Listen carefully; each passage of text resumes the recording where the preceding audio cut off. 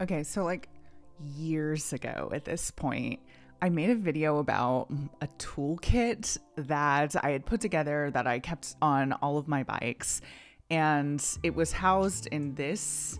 This is a this is a tool roll that I sewed myself. It is so ugly and it is falling apart. So I'm afraid that like stuff's gonna start falling out of it. So I decided that I needed to, I don't know if it upgrade my toolkit, but like replace my toolkit roll and kind of reconfigure some of the things in my actual toolkit. So that's what this video is about. So my goal here was kind of to downsize my toolkit.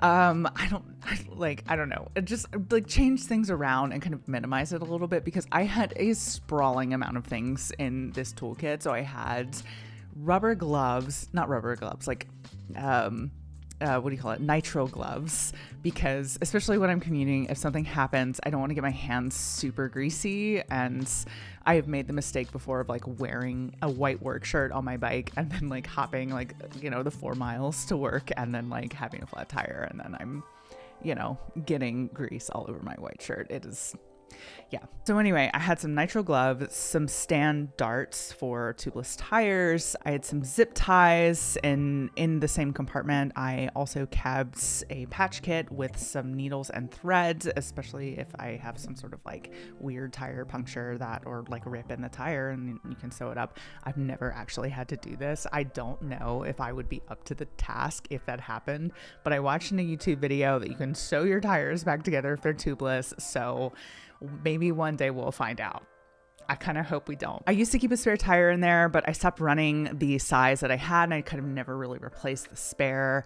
I keep my Wolf Tooth multi-tool, which is my favorite multi-tool I've ever used. I also keep a thing of stand sealant. And what else? What am I missing? Oh, I also kept tire levers in my bag. And I also keep some guy line, which is super come in handy on bike packing trips before. And I also keep some water purification tablets. And that is because one time I was riding and I was on a bike packing trip and ended up at a campsite with no potable water and had no way of purifying the water or whatever you might call it, like cleaning it without boiling it. And I had like a tiny little bit of fuel to boil water with. And it was like a little bit of a disaster. So I always keep water purification tablets with me, even if it's like on a city ride.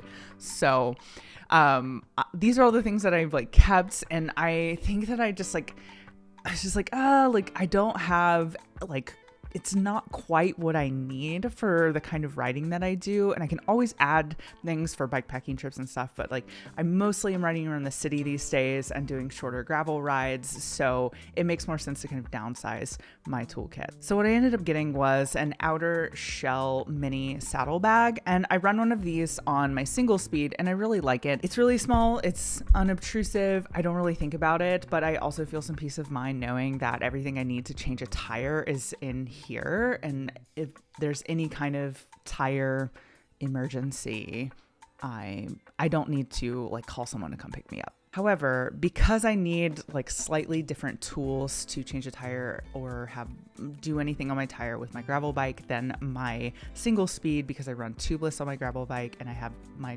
single speed is tubed, the tools are slightly different. So I needed a slightly bigger tube to actually put in there. And I chose a mini tube, like one of those Tubelito tubes, which I've never had to use before. They have mixed reviews, and I figured that it would be worth at least having something in there that would fit that tire size. I'm running 60B by 42s on my gravel bike right now. I wanted to have something. A regular tube, is like this big, and I have one, but I don't always want to bring it with me on a ride. So I chose the kind of mini tube, the like ultra light ones, just to have just in case. And I figured if I actually needed to change the tire, it would at least get me home, like fingers crossed.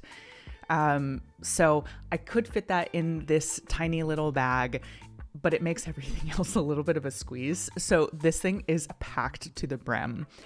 Now, I couldn't fit all of my tools in here. Namely, I couldn't fit zip ties and I couldn't fit the wolf tooth multi-tool, which is a little bit of a disappointment. So I'm trying to decide if I'm trying to decide what I'm going to do. I mean, I can keep it on other parts of my bike, but I just really love having everything all together in one snug little package. So I'm going to figure out what I'm going to do there. I'm also constantly switching around all the bags on my Bambora, and I don't want to lose my really expensive and fancy multi-tool while I'm, switching around bags at some point, because I am not the most organized person and I would 1000% lose it.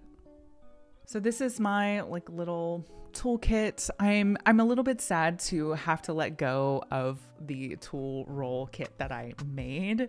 I am not good at sewing, and I don't really have the skills to make another one. I also sold my sewing machine a year ago. So I just went ahead and instead of buying another sewing machine or asking to borrow one, I just paid the $45 for a new saddle bag, and I feel relatively satisfied with it. I wish it were slightly bigger, but I understand that the whole goal of a saddlebag of this size is to be really small and just be as compact as possible. So we'll see how it works. Something else that I have on my single speed that I really like is that I keep an Autolock wrapped around the saddlebag. And I really like this because I have a lock wherever I go. I don't have to bring a giant U-lock.